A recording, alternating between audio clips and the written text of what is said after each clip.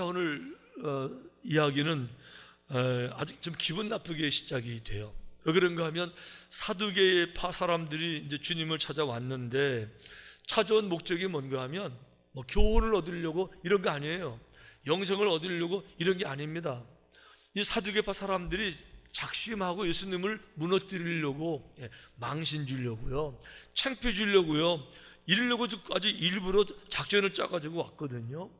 자, 사두개인들은 누구냐 하고 보면요, 사두개인들은 다윗 왕 시대의 제사장 사독 제사장의 그 가문, 그 후손들이세요. 그래서 사둑시스, 이렇게 사둑시스, 사독의 후예들인데, 다른 말로 말하면 제사장 가문입니다. 종교적인 나라에서 제사장 가문이니까 상류층이에요. 경제적으로 뭐 전혀 문제 없죠. 거기다가 지도자들이잖아요. 이 기득권을 가지고 계속 누리고 있는데 로마가 쳐들어온 거예요. 하지만 이 나라도 중요하지만 우리 계급을 지키는 게 중요하니까 로마와 결탁합니다. 이래 가지고 로마를 쳐부수는 것이 아니라 로마를 협력하면서 자기들의 상류층의 모든 경제, 사회, 정치, 이 기득권을 유지하려고 하는 이런 그룹이 이제 사두개인들이었어요. 근데 사두개인의 특징이 뭔가 하면 다윗 왕 시대의 제사장이니까 다윗 왕 시대에는 성경이 모세오경, 이 토라라고 불리우는 모세오경 다 5권, 모세가 쓴 성경이죠. 창세기, 출애굽기, 레위기, 민수기, 신명기까지 딱 요거예요. 그러니까 이제 이 사두개파 사람들은 우리 최초의 조상이 제사장이었고 그때 있던 성경, 모세오경만을 성경이라고 고집을 해야 그때의 신분이 유지가 되기 때문에 모세오경 외에 앞으로 쓰여질 모든 성경들을 다 부정했어요. 그러니까 이제 예를 들어 말하면 뭐 예레미야, 이사야 이런 거는요, 다윗 왕보다도 400년 후의 사람이거든요. 그러니까 그 다윗 왕 시대에는 예레미야, 이사야 이런 게 없었거든요. 그러니까 모세오경만 그냥 붙잡고 늘어져야 자기들의 특별한 계급이 유지가 되니까 그의 모든 성경을 다 부인했는데, 중요한 거는 그 외의 모든 성경에는 부활에 대한 사상이 계속 등장하거든요. 부활이 설명되어져 있고 다시 살리게 계속 나오는데 모세오경에는 그런 말이 없어요.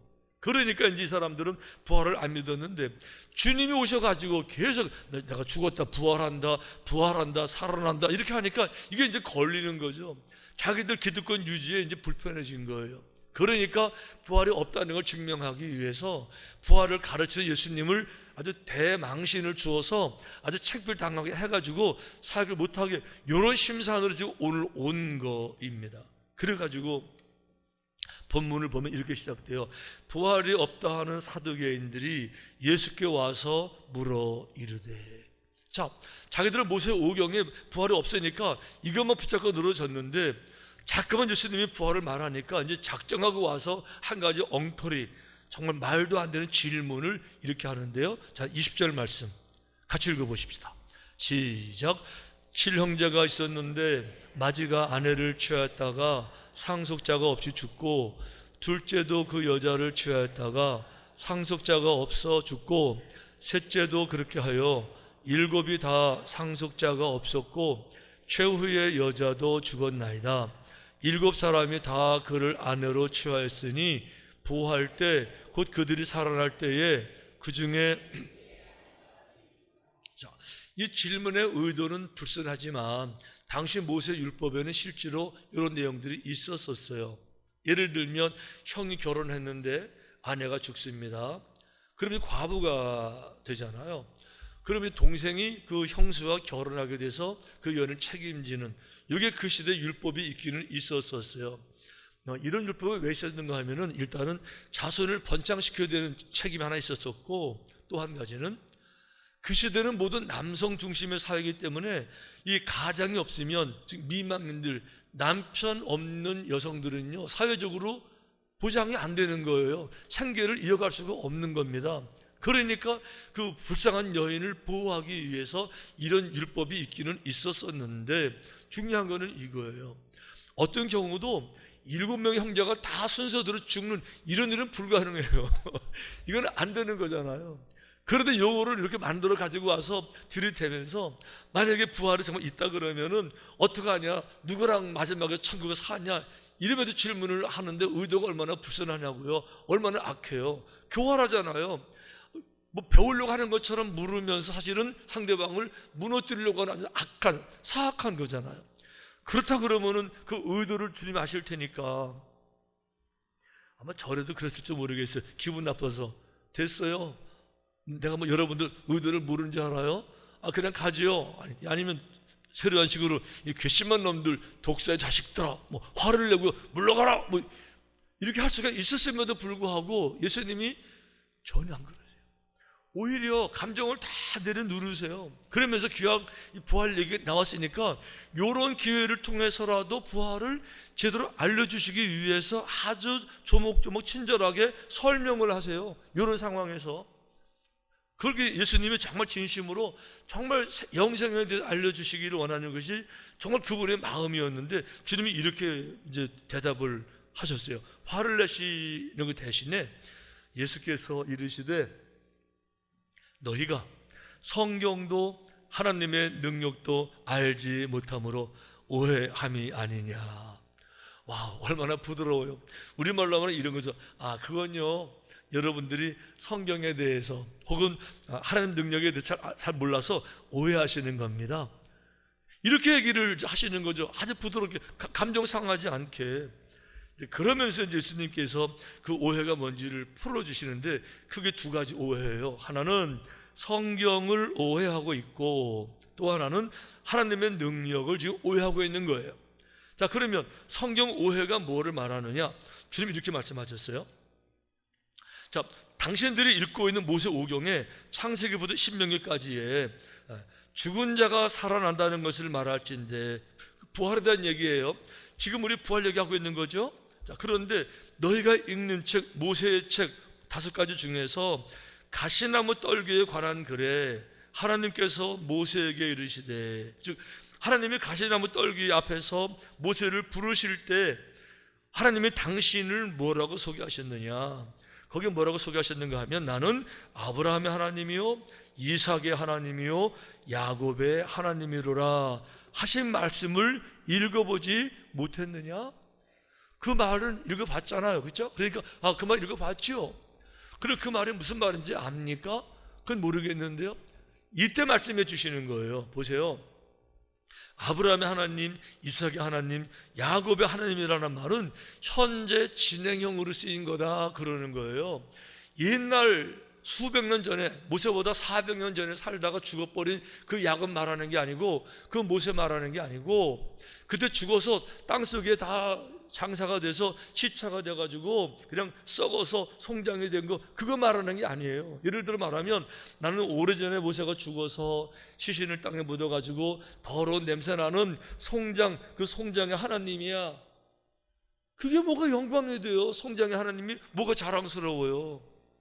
나는 오래전에 400년 전에 살다가 죽어서 다 썩어서 아직 흙이 돼버린 이삭의 하나님이야. 아니, 다 시체의 하나님이 그게 뭐가 특별해요? 그게 뭐가 자랑이라고 굳이 그 얘기를 하시냐고요. 야곱도 마찬가지죠. 다 죽었는데, 썩었는데 나 썩은 거에 하나님이야.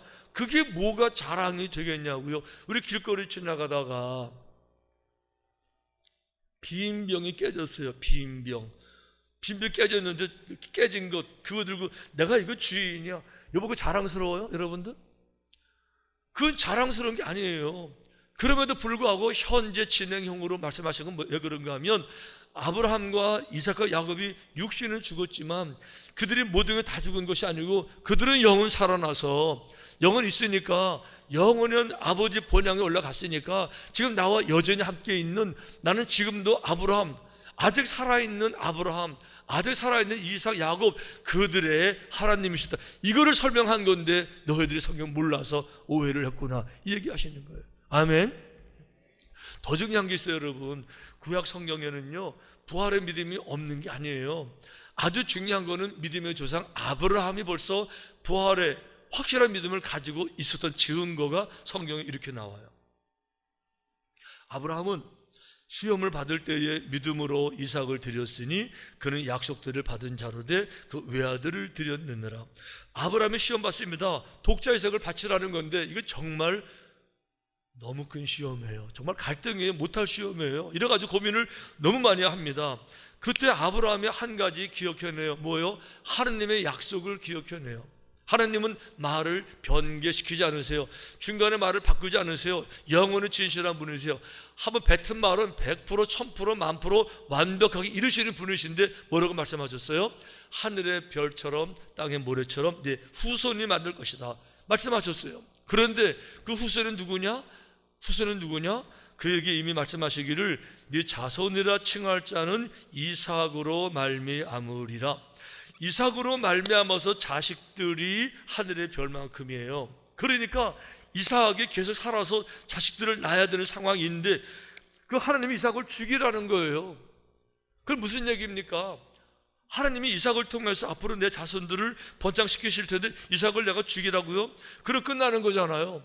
그게 얘기가 아니고 내가 죽이게 되면 다시 하나님이 살리시겠지, 죽은 자를 살려내시겠지, 다시 부활시켜내시겠지, 이걸 아브라함이 믿었다는 거예요. 어떻게 알아요? 성경이 증명해요. 이렇게 그가 하나님이 능히 이삭을 죽은 자 가운데서 다시 살리실 줄로 생각한지라. 누가요? 아브라함이요. 아브라함 때부터 다시 사는 거, 부활, 죽은 자로 끝나는 것이 아니라 죽어도 다시 사는 것, 천믿음 속에 포함이 되어지는 거예요. 그래서 성경이 뭐라고 선포하는가 하면, 그렇기 때문에 사실은 이삭은 죽은 자 가운데서 도로 받은 것이다. 왜? 아브라함은 죽이려고 작정했거든요. 왜 그렇죠? 죽어도 살아날 걸 믿었으니까. 하나님 그 믿음을 보시고 애초에 죽이지 않고 살려내셨지만 아브라함은 부활을 믿었다. 할렐루야. 중요한 건 바로 그거예요. 그러니까 예수님께서 사두개인들 말하면서 여러분들이 성경을 몰라서 오해한 겁니다, 이런 얘기하는 거고요. 두 번째는 하나님의 능력을 몰라서 오해하는 겁니다, 이렇게 얘기를 했어요. 자, 하나님을 믿는다는 얘기는 뭘 믿어요? 하나님만 믿는 게 아니에요. 하나님이 가지고 계시는 그분의 속성을 믿는 거죠. 그게 뭡니까? 하나님은 전지전능하시다, 그 얘기예요. 전지전능하시다는 얘기는 모든 것이 다 능하신 그분에게는 불가능이 없으세요. 그래서 창세기 1장 1절 첫 시작이 태초에 하나님이 천지를 창조하시니라예요. 중요한 건 이겁니다. 태초에, 정말 오리진, 인류 최초, 역사 최초, 우주 최초에, 언제인지도 모르지만 그 최초에 하나님이 천지, 하늘과 땅, 모든 우주를 창조하셨어요. 이게 인간의 머리로 이해가 돼요? 이 창조가 인간의 IQ 150으로 이해가 되냐고요? 애초에 하나님은요, 우리가 이해할 수 없는 기적의 하나님이시고요, 전능하신 하나님이세요. 우주를 창조하셨다면, 이 말은 사실이라면, 아니 천국을 왜 못 만들어요? 하늘도 만들고 땅을 만드셨는데, 생명을 만드셨는데, 천사도 만드셨는데, 인간도 만드셨는데 천국을 왜 못 만들어요? 영생을 왜 못 만들어요? 그거는 하나님을 입술로는 믿습니다라고 말했지만 하나님의 능력을 안 믿어서 이런 결과가 있는 거예요. 정말로 여호와를 믿으면 그분은 전지전능하신 분이니까 천국이요, 천국 10개, 100개, 1000개, 10,000개라도 만드신 분, 이게 믿음인데 말로는 믿습니다라고 말하지만 그분 능력은 믿지 않고, 살아계시고 안 믿으니까 천국을 안 믿고 부활을 안 믿는 거죠. 의외로 그런 사람들이 오늘날도 가끔 있을 수 있습니다. 예를 들면 내가 기도한다고 응답해 주실까? 응답해 주세요. 여러분, 응답하세요. 이 큰 문제도 해결해 주실까? 해결해 주신다니까요. 그게 믿음이에요. 그게. 그래, 우리는 뭐라고 그래요? 이 문제는 내 평생 해결 안 될 거야. 그렇게 믿으니까 해결이 안 되는 거예요. 중요한 거는 뭔가 하면 하나님의 능력을 오해한 거예요. 하나님이 마음씨 좋은 옆집의 바보 같은 할아버지처럼 이래도 그냥 웃고 그런 분으로 오해한 거, 아주 무능력한 마음 좋은 할아버지로 오해하니까 믿지 못하고 기도하지 않고 간구하지 않고 희망을 갖지 않고 의지하지 않는 거지요. 정말로 여호와를 의지하는 사람들은요, 그 능력을 먼저 믿어야 될 줄로 믿습니다. 그러니까 주님께서 하시는 말씀은 그거잖아요. 여러분들이 하나님의 능력을 오해하니까, 말로는 믿지만 그분의 전능하심을 안 믿으니까 이렇게 오해가 생기는 겁니다. 할렐루야. 거기다 또 한 가지 이렇게 말씀하셨어요. 그런데 또 한 가지 오해가 있어요. 그거는 여러분들이 천국에 대해 오해하는 겁니다. 이 얘기를 하세요. 사두개인들은 천국을 어떻게 오해하는가 하면 현재의 모든 삶을 고스란히 옮겨가는, 세팅만 달라지는 거죠. 장소만 달라지는 거고, 요게 모든 상황을 그대로 옮겨가는 것을 천국이라고 오해한 거예요. 사람이 죽은 자 가운데서 살아날 때에는 장가도 아니 가고 시집도 아니 가고 하늘에 있는 천사들과 같으니라 그랬어요. 천사는 아니지만 천사와 같은 영적 존재가 되는데, 더 이상 천국에 가게 되면 뭐 시집 가고 장가 가고 그런 일은 없다는 거죠. 왜 그런가 하면 이 땅에는 시집을 가고 장가를 가야 돼요. 왜 그런가 하면 아담과 이후에 죄를 지은 다음에 죄값으로 인간 세상에 사망이 들어왔어요. 모든 사람은 계속 죽어야 돼요. 죽기 때문에 자손을 낳지 않게 되면 인류는 끝납니다. 하나님 만드신 소중한 영혼들이 사라지는 거예요.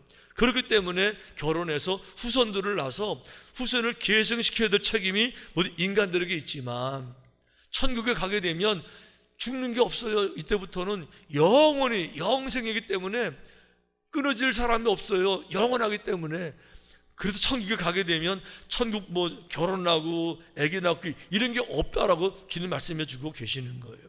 그러면서 부활한 몸에 대한 특징, 부활하면은 부활한 몸은 이런 몸이 될 거야 라는 것이 성경에 여러 군데 소개가 되어져 있는데, 와, 제가 이거 찾아보면요, 부활한 몸은 얼마나 좋은지 막 사모가 되고, 야, 나도 좀 그렇게 하면 돼보면 좋겠다, 얼마나 좋을까, 이런 생각이 막 들 정도로 정말 완전한 존재가 부활한 존재예요. 보세요. 이제 기본적으로 부활을 해도 자기 정체성은 살아있어요. 나는 살아있는 거죠.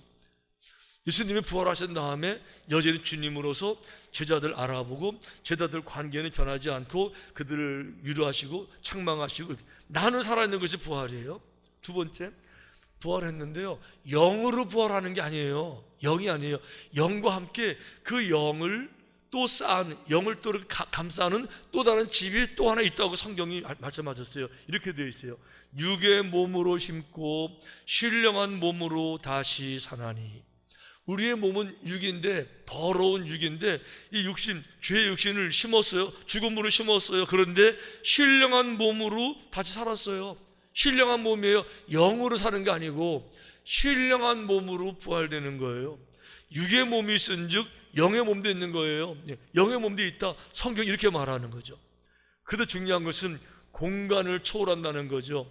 몸이 있으면 이런 고체를 통과하지 못하잖아요, 이렇게. 근데 예수님은요, 안 그러셨어요. 제자들이 잡혀 죽을까 봐 골방에 들어가서 문을 2중 3중으로 다 걸어 잠갔습니다. 그리고 안에 들어가서 이제 무서워 떠는데 문이 열린 적이 없어요. 예수님이 짠 하고 나타난 거예요, 갑자기. 그러니까 제자들이 혼비백산해가지고 뭐 귀신이야, 뭐 유령이야, 너무 놀라가지고 그냥 막 기절 직전에 있을 때 주님이 이렇게 말씀하세요. 이날 곧 안식 그 첫날 저녁 때에 제자들이 유대인들을 두려워하여 모인 곳에 문들을 닫았더니, 문을 다 걸어 잠갔어요. 예수께서 오사 가운데 서서 이르시되 너희에게 평강이 있을지어다. 오셨는데 어떻게 오셨느냐?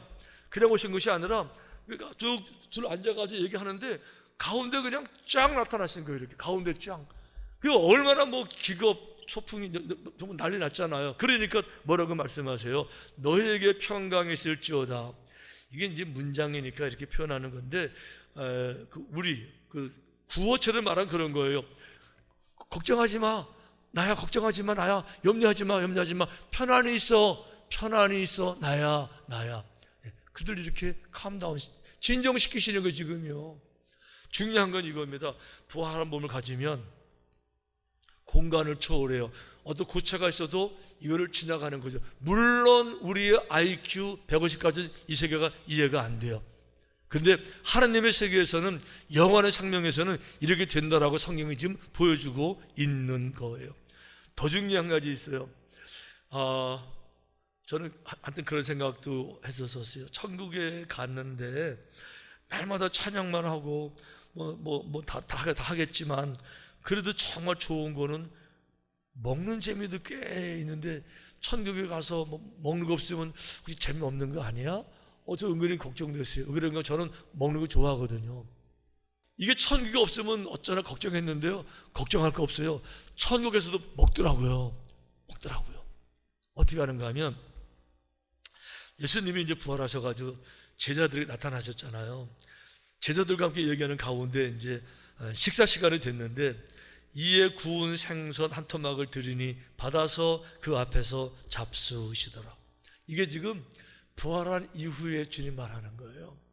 부활하신 다음에 생선을 맛있게 드신다는 거예요. 제가 이거 읽으면서 천국에 가도 부활한 몸을 가지고도 먹어야 되는구나. 이게 얼마나 행복한지, 얼마나 감사한지요. 왜 행복하냐? 왜 그런가 하면 이 땅의 음식을 제가 다 먹어봤잖아요. 제가 뭘 못 먹어봤겠어요? 별걸 다 먹어봤죠. 아마존에 가서 그 아마존 그 하얀 애벌레도 먹어봤거든요. 그래도 꽤 괜찮아요.